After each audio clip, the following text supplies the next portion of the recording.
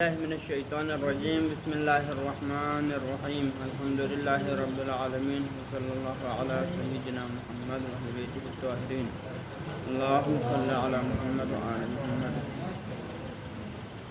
بحث گفتگو ہماری چل رہے تھے اس موضوع پہ کہ اگر کوئی شخص معاملہ کرتا ہے اور معافی ذمے کو کیا کرتا ہے، کسی غیر کی گردن پہ لگاتا ہے اور معاملے کو عقد کو مدعا رکھتا ہے کہ اس نے اپنے لیے کرنا ہے، کسی اور کے لیے کرنا ہے، عقد کو مدعا رکھا لیکن معافی ذمے کو دوسرے پہ لگا دیا۔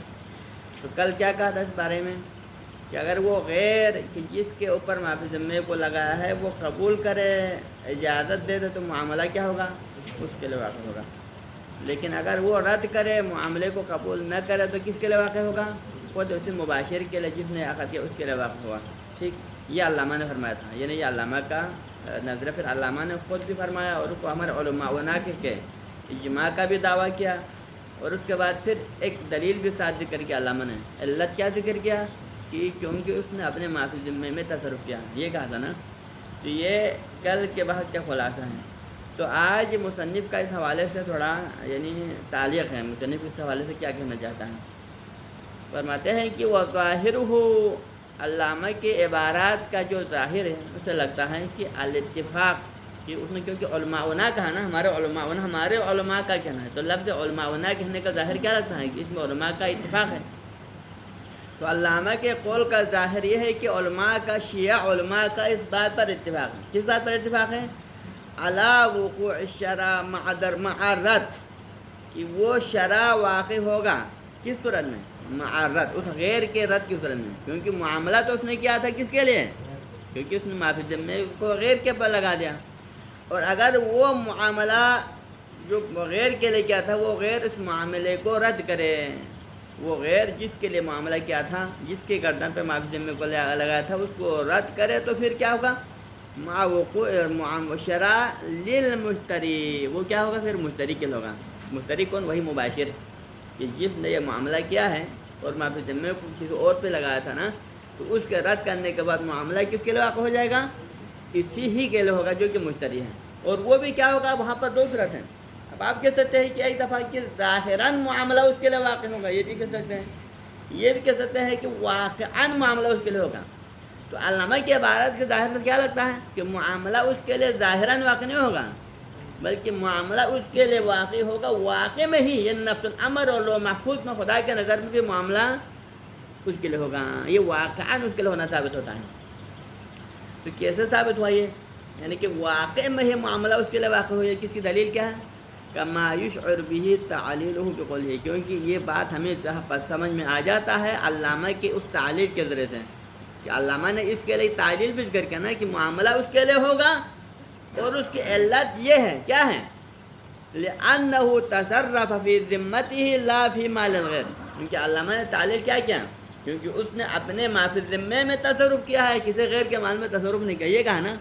تو اس کا مطلب یہ ہے کہ یہ معاملہ واقعی میں اس کے لیے ہوگا، کیونکہ اس نے اپنے معافی ذمے میں تصرف کیا ہے اور معاملہ اس نے اپنے لیے کیا ہے، تو اس کی ذمہ داری بھی اپنے گردن پہ لگایا ہے، تو لہٰذا واقعی میں ہی وہ خود ذمہ دار ہوگا، واقعی میں ہی اس کی قیمت خود کو ادا کرنا پڑے گا اور معاملہ اس کے لیے واقع ہوگا، یہ لازم ہوتا ہے۔ ہاں جی، اس تعلیل کی روشنی میں ہمیں کیا ثابت ہوتا ہے، علامہ کی تعلیل سے ثابت ہوتا ہے کہ علامہ کے نظر میں معاملہ اس کے لیے واقع ہونا کس بنا پر ہے، واقعاً ہے، ظاہراً نہیں۔ لیکن مصنف کیا فرماتا ہے آگے، لیکن اشرنا سابقاً اجمالاً، لیکن ہم نے اشارتاً پہلے بھی اجمالاً اس بات کی طرف اشارہ کیا تھا، کس بات کی طرف، کہ لأن تطبیق هذا علی القواعد مشکل، کہ علامہ نے یہ تو ظاہراً فرمایا ہے کہ اس کے رد کی صورت میں معاملہ مشتری ہی کے لیے واقع ہوگا، خود اسی عاقد کے لیے واقع ہوگا، یہ کہا فرمایا تو ہے، لیکن ہم فقہی قواعد کو مد نظر رکھیں تو علامہ کے اس نظریے کو فقہی قواعد کے اوپر تطبیق کرنا اور اس کو کسی فقہی قاعدے کے ضمن میں لانا، اس کا مصداق بنانا، یہ کیا ہے، مشکل ہے، یعنی کسی فقہی قواعدے کا اس کے اوپر لاگو ہونا کیا ہے، مشکل ہے۔ الا ان تطبیق هذا على القواعد الفقہیہ ممکن، قواعد فقہیہ کے اوپر اس کا تطبیق کرنا یہ مشکل ہے، یعنی کیونکہ کسی فقہی قانون کے مطابق آنا چاہے نا، کوئی بھی فتویٰ، کسی بھی فقیہ کا فتویٰ کیا ہونا چاہیے، کسی نہ کسی فقہی قانون کے ماتحت ہو، اس کا مصداق بن جائے، لیکن اگر فقہی نقطہ نظر سے دکھا تو اس کے فتویٰ درست نہیں لگتا ہے۔ ہاں جی، کیوں بھائی، کیسے ہو سکتا ہے یہ؟ وجہ یہ ہے کہ لِأَنَّهُ إِنْ جُعِلَ الْمَالِ فِي ذِمَّتِهِ بِالْأَصَالَةِ، کیونکہ اب اس نے معاملہ کرتے وقت کیا تھا؟ ما فی ذمے کو کس کی گردن پہ لگایا تھا؟ ما فی ذمے کو غیر کے گردن پہ لگایا تھا نا اس نے. معاملہ کیا تھا کہ میں اپنے مال سے معاملہ کروں گا، یعنی میں تمہاری کتاب کو خریدوں گا 10,000 دینار کے مقابلے میں، اور وہ 10,000 دینار کس کے گردن پر ہوگا؟ فلان کے گردن پر. کہ فلان کے ما فی ذمے سے آپ نے کتاب خریدا ہے، رکھ لینا ہے. اور اب پھر معاملہ کس کے لے کر ہے علامہ؟ معاملہ اس کے لیے اپنے لیے. خرید رہے ہیں کسی غیر کے مال سے، لیکن معاملہ واقع ہو جائے کس کے لیے؟ اپنے لیے. تو یہ کیا ہو گیا پھر وہی بات ہو گیا کہ ہم نے کیا کہا تھا یہ کہ معاوضے کے عنوان سے آنا مشکل ہے، کیونکہ معاملہ وہاں سے یہ ہو سکتا ہے کہ جہاں معاملہ کیا ہو جائے اس کے پر یعنی کیا معاملے کے عنوان سے کہا جائے معاوضہ، اور عام کے نظر میں اس کو معاوضہ کہا جائے. اور معاوضہ کہنے کے لیے کیا چاہیے کہ جس کی ملکیت سے مبنی نکلتا ہے سامان اس کی ملکیت میں آ جاتا ہے. کہ معاملہ کسی اور کے لیے ہو اور کا سامان کسی اور کے گردن پہ لگتے ہوئے معاوضہ حقیقی سے کیا ہے؟ معاوضہ حقیقی کے ساتھ منافی ہوتا ہے. ٹھیک ہے نا؟ تو لہٰذا آپ یہاں پر دو صورتوں سے خالی نہیں ہیں. اس کا یہ معاملہ جب ما فی ذمے کو غیر کے گردن پر لگا رہا ہوتا ہے تو پھر یہ غیر کے گردن پر ما فی ذمہ لگا کر عقد کرتے وقت اس کا جو ارادہ ہے، اس کا قصد ہے، دو صورتوں سے خالی نہیں. کیا قصد کیا اس نے؟ ان جعل المال فی ذمت ذلک الغیر بالاصالہ. اگر ہم کہیں کہ اس نے عقد کرتے وقت ما فی ذمے کو اس غیر کے گردن پہ لگایا ہے بالاصالہ، اصالتاً، یعنی آپ نے اس کو غیر کا نائب اپنے آپ کو قرار نہیں دیا ہے. آپ نے اپنے آپ کو جو بائع ہے فضولی ہے یا مشتری فضولی ہے، کہ جس مشتری فضولی نے معاملہ کیا اور اس ما فی ذمے کو غیر کے گردن پہ لگایا ہے، تو پہلی صورت کیا ہے کہ آپ نے اپنے آپ کو اس غیر کا جو ہے نائب قرار نہیں دیا مشتری نے، بلکہ ڈائریکٹ ہی ما فی ذمے کو غیر کے گردن پہ لگائے ہیں. ڈائریکٹ ہی بالاصالہ ہی ما فی ذمے کو اس غیر کے گردن پہ لگائے، اپنے آپ کو اس کا نائب قرار نہیں دیا. اگر اس قصد سے اگر یہ معاملہ کیا ہے، اس کا قصد یہ ہو، تو نتیجہ کیا ہوگا پھر؟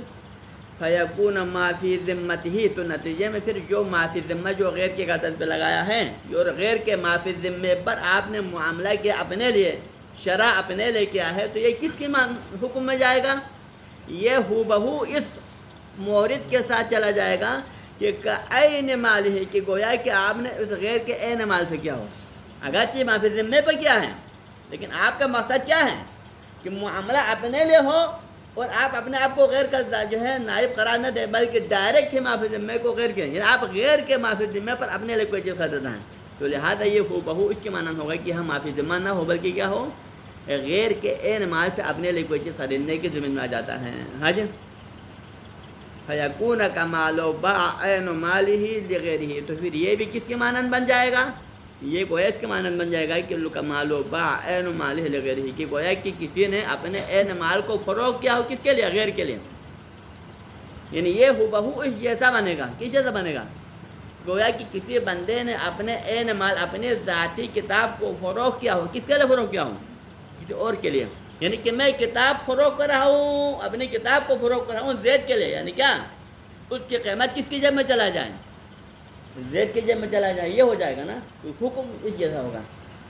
یہاں پر اگر معاملہ ما فی ذمے پہ کیا ہے، لیکن حکم ہو بہت جیسا ہوگا. گویا کہ آپ نے اپنے عین مال کو فروغ کر کے معاملے کو کسی اور کے لے کیا ہو کہ اس کا پیسہ کسی دوسرے کے جیب میں چلا جائے. ہاں جی. تو اگر اس طرح کا کوئی معاملہ ہو، اگر پھر قانون کیا کہتا ہے اس طرح کے معاملے پر؟ اس طرح کے معاملے کے پر قانون، فقہی قانون کیا کہتا ہے؟ وَالْأَوْفَقُ بِالْقَوَاعِدِ فِي مِثْلِ هَذِهِ الْمُعَامَلَةِ. اس طرح کے معاملے میں، اس طرح کے جو عقد ہے، تو اس میں فقہی قانون کا تقاضا یہ ہوتا ہے، جو کہ قواعد کا موافقہ نظریہ یہ ہوتا ہے کہ اما البطلان، یا تو یہ معاملہ کیا ہونا چاہیے؟ ڈائریکٹ باطل ہونا چاہیے. کیسے باطل ہونا چاہیے؟ لو عمل بالنیہ، اگر ہم اس کی نیت کو حیثیت دے دیں. اس نے نیت کیا تھا؟ نیت کیا تھا کہ معاملہ تو میں اپنے لیے کر رہا ہوں، لیکن ما فی ذمہ غیر کے گردان پر ہے، غیر کے لیے معاملہ کر رہا ہے. تو یہ کس کے مانند بن گیا تھا؟ کہ گویا کہ آپ اپنے عین مال کو فروغ کر کے پیسہ غیر کو دے رہے ہیں، اس کا مانند بن گیا تھا نا. تو اس طرح کے معاملے میں اگر ہم اس کی نیت کو برقرار رکھیں، اس کی نیت کو شرعی حیثیت دینے کی صورت میں معاملہ کیا ہونا چاہیے؟ اگر اس کی نیت کو ملغا قرار نہ دے دے، بلکہ اس کی نیت کو، کیونکہ کیا ہوتا ہے ان العقود تابعات للخصوص ہوتے ہیں نا، تو اس نیت کو باقی رکھنے کی صورت میں پھر یہ معاملہ باطل ہونا چاہیے۔ کیوں باطل ہونا چاہیے؟ کیونکہ لأن هذا المعاملہ منافیۃ للمعاوضۃ الحقیقیہ، کیونکہ یہ معاوضہ حقیقی کے ساتھ کیا ہوتا ہے؟ منافی ہوتا ہے۔ معاوضہ حقیقی کیا ہے؟ کہ جس کی ملکیت سے مبی نکلے ثمن اس کی ملکیت میں چلا جائے۔ ایسا نہیں کہ آپ مبی کو اپنی ملکیت سے نکال کر ثمن کو کسی اور کی ملکیت میں داخل کرنا چاہے، تو یہ کیا ہے؟ یہ معاوضہ حقیقی کے ساتھ کیا ہے؟ منافی ہے۔ تو جو معاملہ معاوضہ حقیقی کے ساتھ منافی ہو اور فن اس کو معاوضہ ہی نہ کہا جائے، پھر احل اللہ البیع والعقود وغیرہ اس میں نہیں آئے گا، ٹھیک ہے نا؟ تو الاوفق بالقواعد فی مثل ھذا، اس طرح کے معاملات میں قوانین کا تقاضا یہ ہے کہ اما البطلان، یا تو معاملہ سرے سے باطل ہونا چاہیے، کب؟ لو عمل بالنیہ، اگر اس مشتری کی نیت کو برقرار رکھیں۔ مشتری کی نیت کیا ہے؟ غیر کے لیے معاملہ کرنا، اپنے مال پر غیر کے لیے معاملہ کرنا، اس کو نیت ہوا۔ یہ کیوں معاملہ باطل؟ بطلان کی دلیل کیا ہے؟ کیوں باطل ہونا چاہے؟ بناءً، یہ بطلان کی دلیل ہے، بناءً علی، اس بات کے تحت اس معاملے کو باطل ہونا چاہیے کہ انہ لا یعقل فی المعاوضہ، کیونکہ کسی بھی معاوضے کے لیے یہ معقول نہیں ہے، اس کے اندر یہ عقل مندی کا تقاضا نہیں ہے کہ دخول عوض مال الغیر، کہ غیر کے مال کا عوض داخل ہو جائے، کہاں پر؟ فی ملک غیر ہی قرار، خود بخود کسی دوسرے کی، یعنی کہ معاملہ اس کے لیے کریں، آپ اپنے لیے کریں، اپنے کتاب کو آپ فروغ کریں، لیکن اس کتاب کو فروغ کرنے کے بعد اس کا جو عوض ہے وہ آپ کی ملکیت میں نہ آ جائے بلکہ اس کی ملکیت میں چلا جائے، یہ معقول ہے؟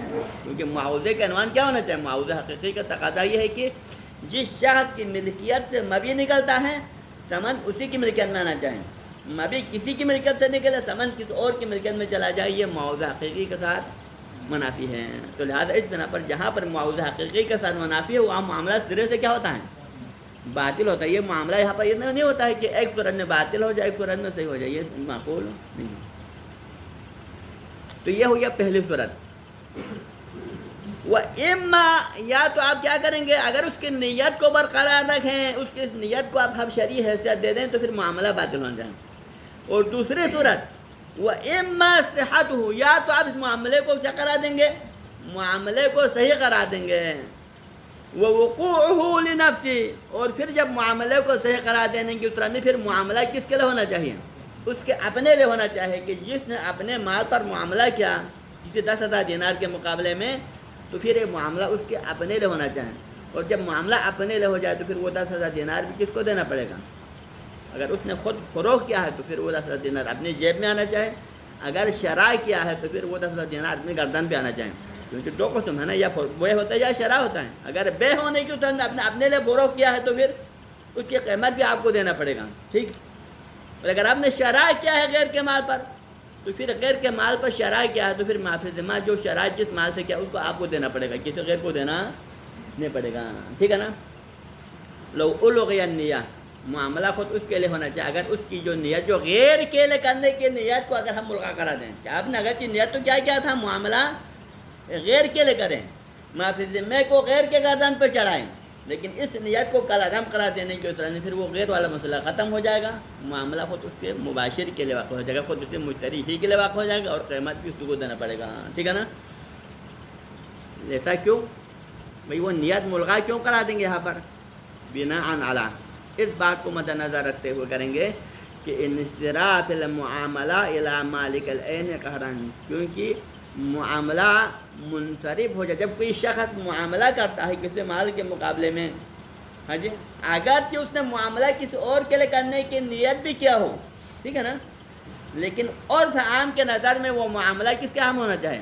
خود بخود قہراً اس کے ہم منصرف ہو جاتا ہے، کسی کے ہم نہیں جاتا ہے، جیسا کہ ادھر شہد علامہ نے خود کیا فرمایا؟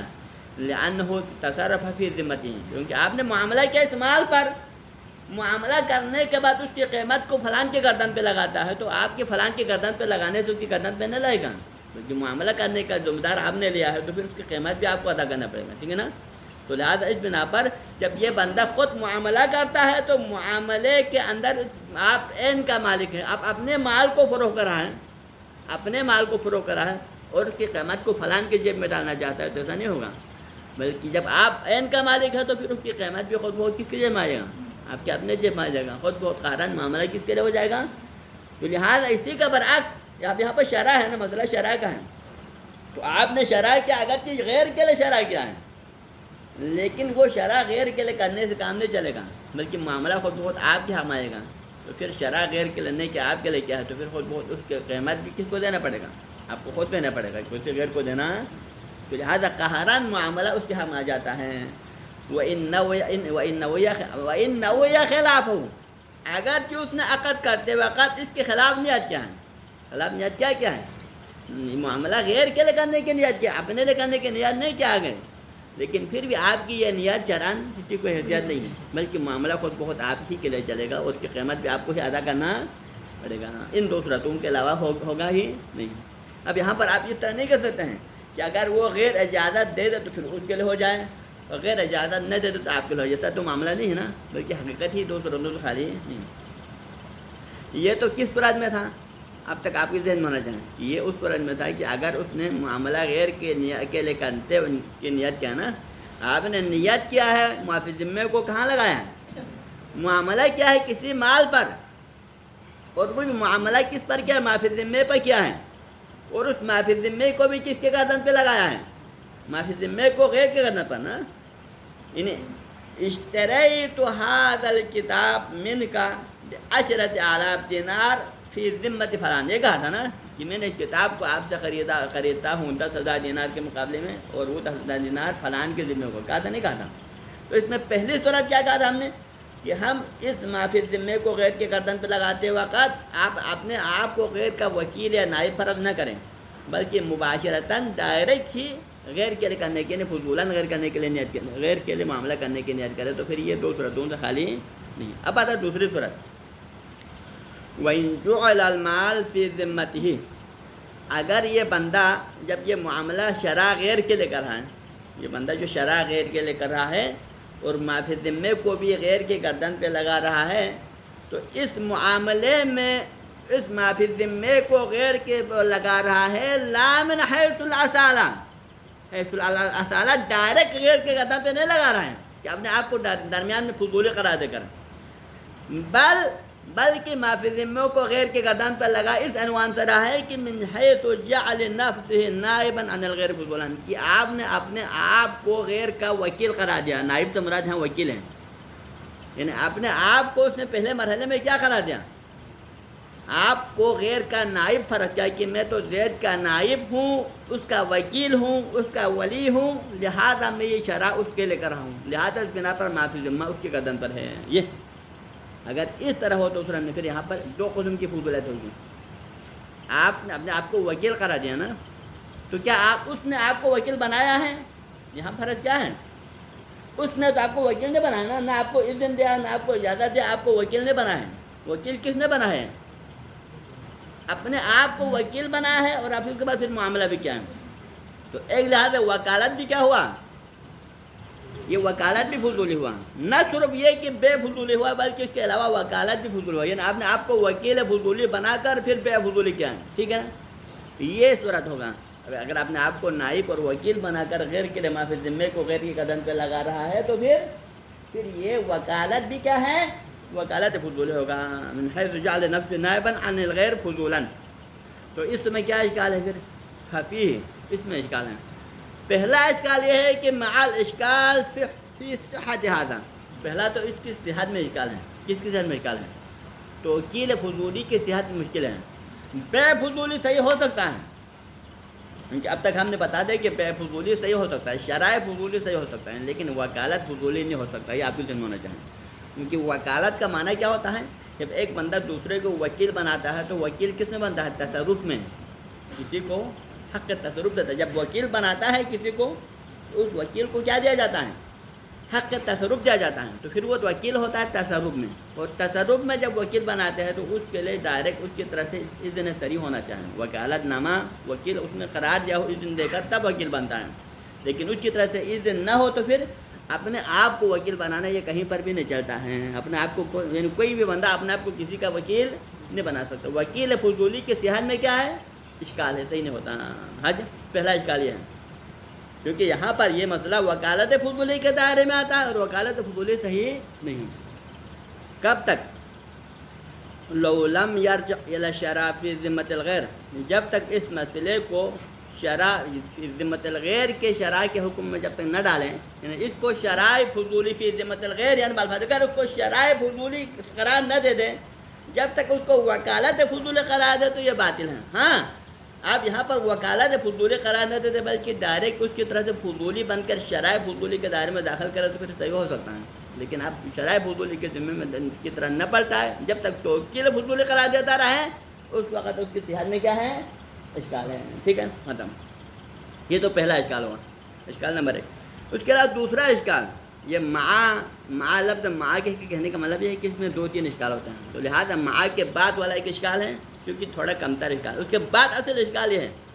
اس کے علاوہ دوسرا اشکال اس میں یہ ہے کہ ان اللازم من ھذا، کہ جب آپ نے اپنے آپ کو فرض کرے وکیل بنا کر معاملہ غیر کے لیے کر دیا، معاملہ یعنی وہ آپ نے غیر کے لیے کیا، فرض کر آپ نے آپ کو نائب بھی بنایا، اس کی طرف اپنے آپ کو معذون بھی قرار دیں، فرض کریں اس کے لیے کہتے ہیں غیر کے لیے، تو پھر کیا ہوگا اس طرح میں؟ پھر ان الغیر اذا رد ھذا المعاملہ، اپنے آپ کو نائب بھی، ہم نے 2 کام کیا ہے، ایک اپنے آپ کو غیر کا نائب بنایا ہے، اور دوسرا آپ نے غیر کے لیے معاملہ بھی کیا ہے، 2 کام کیا ہے نا۔ اب اس غیر اگر اجازت دیتے وہ غیر اس نیابت کے اوپر اور اس کے معاملے کی اجازت دیتے تو پھر یہ معاملہ کس کے لیے ہونا چاہتا؟ غیر کے لیے ہونا چاہتا، لیکن ہمارے فرض یہ ہے کہ اس غیر نے کیا کیا ہے؟ معاملے کو رد کیا ہے، تو لہذا ان الغیر اذا رد ھذا المعاملہ، اگر وہ غیر اس معاملے کو رد کریں، وہذه النیابہ، اور اس کے ساتھ ساتھ اس کی نیابت کو بھی رد کر کے، میں نے کہا کب تمہیں نائب بنایا تھا، میں نے کوئی تمہیں نائب تو نہیں بنایا، اس نیابت کو بھی رد کرتا ہے، تو نتیجے میں کیا ہو جائے گا؟ پھر رد کرنے کے صورت میں تقع فاسدۃ من اہلھا، تو نتیجے میں معاملہ سرے سے کیا ہونا چاہیے؟ معاملہ سرے سے فاسد ہونا چاہیے، کیونکہ آپ نے اپنے لیے کرنے کی نیت تو نہیں کیا ہے۔ یہاں پر کیا ہو جاتا ہے؟ العقود تابعۃ للقصود کے دائرے میں ہے کہ عقد ہمیشہ قصد کا تابع ہوتا ہے، جہاں قصد کرے وہاں ہوتا ہے، جہاں قصد نہ کرے وہاں تو معاملہ نہیں ہوتا ہے نا۔ تو اب آپ نے معاملے کو ڈائریکٹ اس غیر کے لیے کرنے کا قصد کیا، اپنے کے لیے کرنے کا قصد کیا نہیں کیا ہے، اپنے لیے معاملہ کرنے کا اپنے قصد نہیں کیا، غیر کے لیے کرنے کا قصد کیا ہے نا۔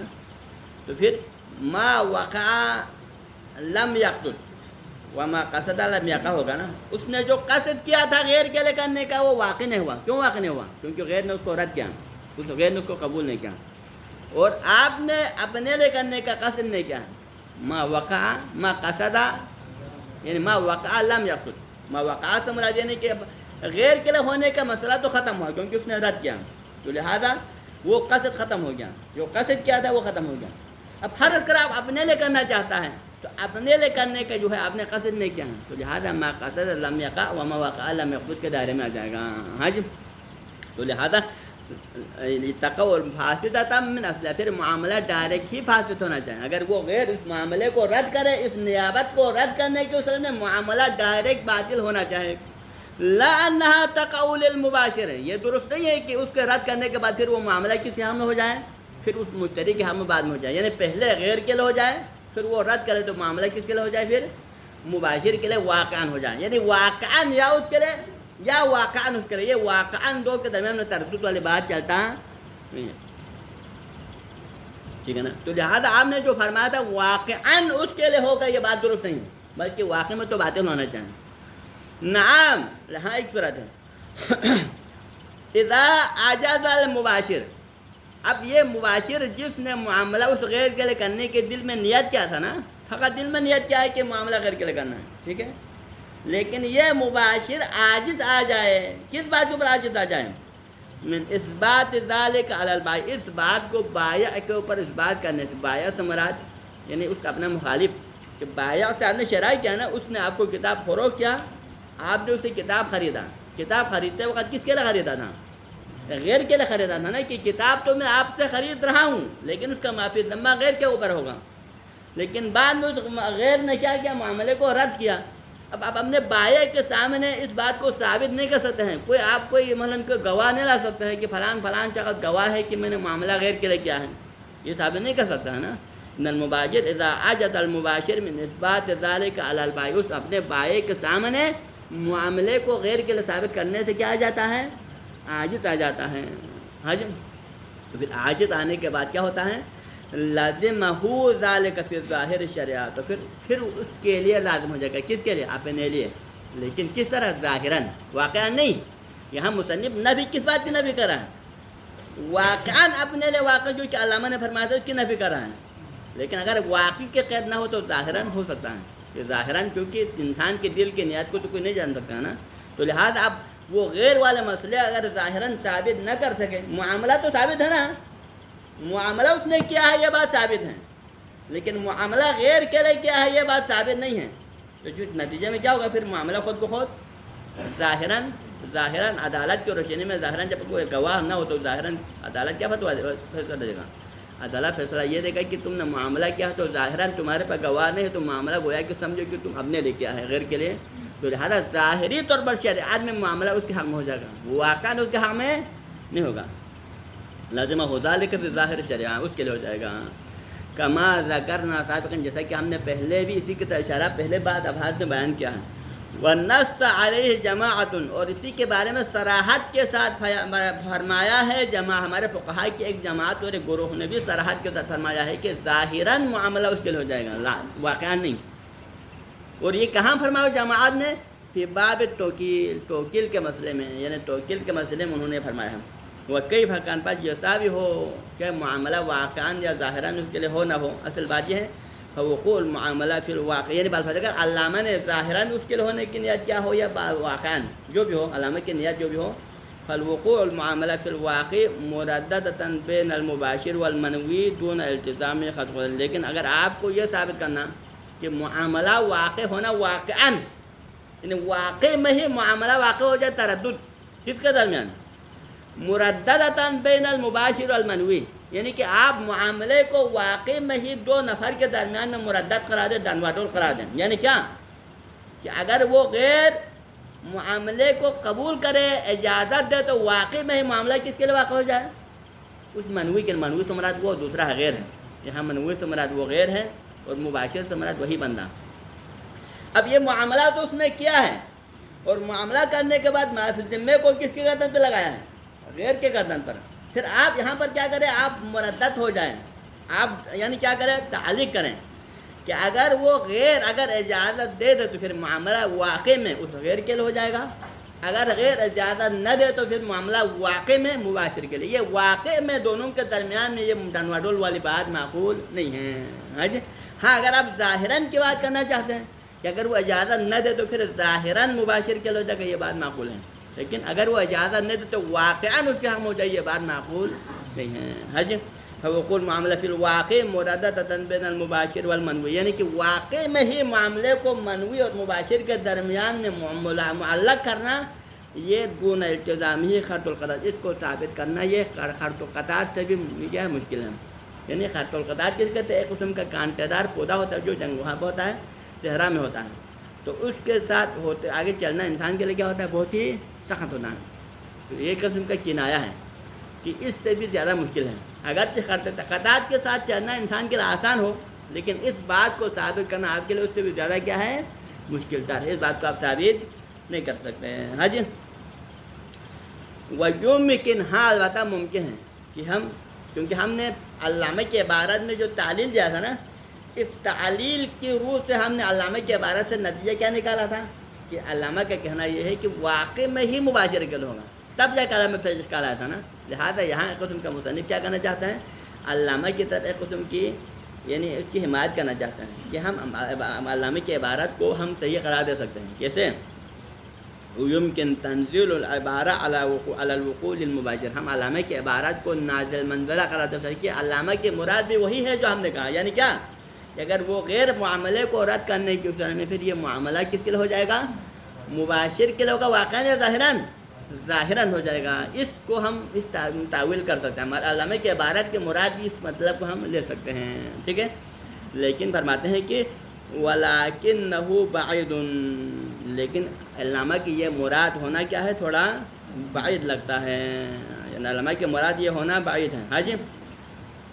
کیونکہ علامہ کی جو تعلیل ہے نا، اس میں صاف معلوم ہو جاتا ہے کہ علامہ کے مراد یہ نہیں بلکہ علامہ نے واقعا اس کے لیے ہونے کا ہے، کیونکہ تعلیل بعد میں بیان کر دیا ہے. ٹھیک ہے، بس کریں یہاں پر. صلی اللہ علیہ سیدنا محمد و اہل بیتہ الطیبین الطاہرین.